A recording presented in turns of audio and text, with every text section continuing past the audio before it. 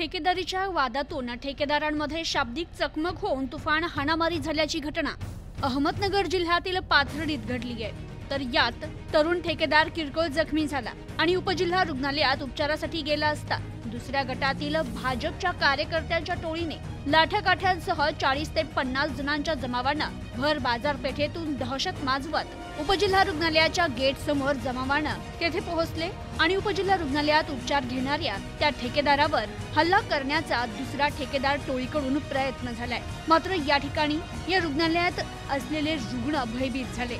तर या घटनेमुळे शहरातील व्यापारी वर्गात मोठी भीती निर्माण झाली आहे। तर अशा या घटनांमुळे कायदा व सुव्यवस्थेचा मोठा प्रश्न निर्माण झाला असून याबाबत पोलिसांनी ठोस भूमिका घेत कारवाई करावी अशी मागणी राष्ट्रवादी काँग्रेसचे शरद पवार गटाचे नेते ॲडव्होकेट प्रताप ढाकणे यांनी केली आहे। तर अशा या गुंड दहशतखोर ठेकेदारांना लोकप्रतिनिधींचे अभय असल्याचा आरोप देखील प्रताप ढाकणे यांनी केलाय।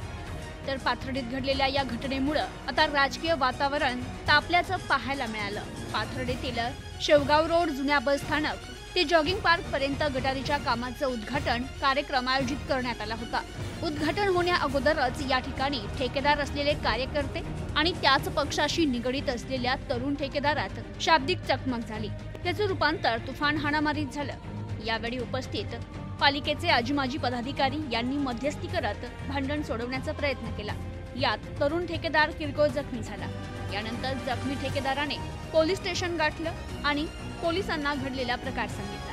त्यानंतर पोलिसांनी त्याला पुढील औषध उपचारासाठी उपजिल्हा रुग्णालयात पाठवले। मात्र दुसऱ्या गटातील कार्यकर्त्यांच्या टोळीतील 40 ते 50 जणांच्या जमावाने लाठ्याकाठ्यासह त्या तरुण ठेकेदाराच्या घरी जाऊन त्याला बाहेर बोलवा, मी कोण आहे हे दाखवतो असं म्हणत घरी असलेल्या नातेवाईकांना शिवीगाळ करत धमकावलं।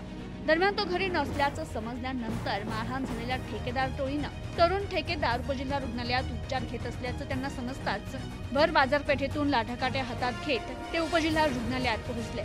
हॉस्पिटलमध्ये तो जखमी तरुण ठेकेदार उपचार घेत असतानाच त्याचवेळी दुसऱ्या गटातील जमाव लाठाकाठ्या हातात घेऊन त्या हॉस्पिटलच्या गेट समोर मोठमोठ्याने आरडाओरडा आणि शिवीगाळ करू लागल्याने रुग्णालयातील उपस्थित रुग्णांसह परिसरात एकच गोंधळ उडाला आणि भीती निर्माण झाली।